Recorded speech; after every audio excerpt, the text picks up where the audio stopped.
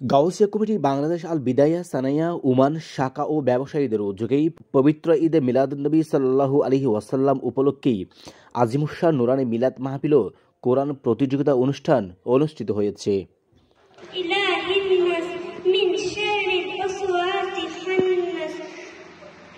শুক্রবার আল বিদায়া শাখার সভাপতি মোহাম্মদ আলাউদ্দিনের সঞ্চালনায় সভাপতিত্ব করেন গাউসিয়া কমিটি বাংলাদেশ উমান আল বিদায়া সানাইয়া শাখার সভাপতি মোহাম্মদ ইসহাক।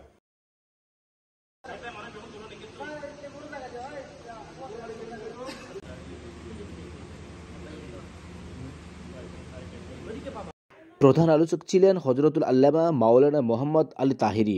বিশেষ আলোচক ছিলেন মাওলানা মোহাম্মদ আরমানউদ্দিন আল কাদিরি। বক্তারা পবিত্র ঈদে মিলাদুন্নবী সাল্লাল্লাহু আলাইহি ওয়াসাল্লাম মুসলিম উম্মাহর জন্য অপূরন্ত রহমত ও নূরের উৎস।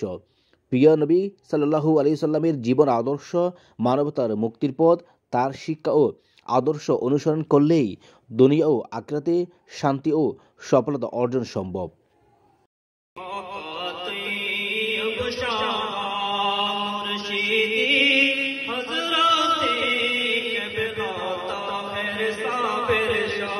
অতিথিদের মধ্যেই উপস্থিত ছিলেন মোহাম্মদ আব্দুল মালেক, মোহাম্মদ শিবলু, মোহাম্মদ মালেক, মোহাম্মদ লুকমান।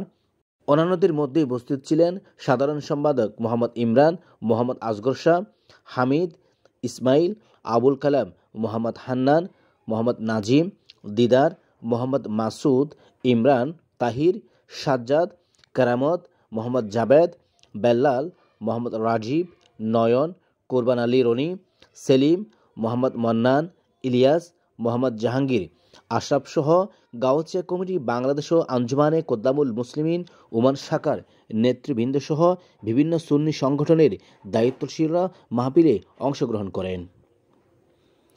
পরিশেষে বিশ্বের মুসলমানদের শান্তি ও কল্যাণ কামনায় বিশেষ মোনাজাত করা হয়।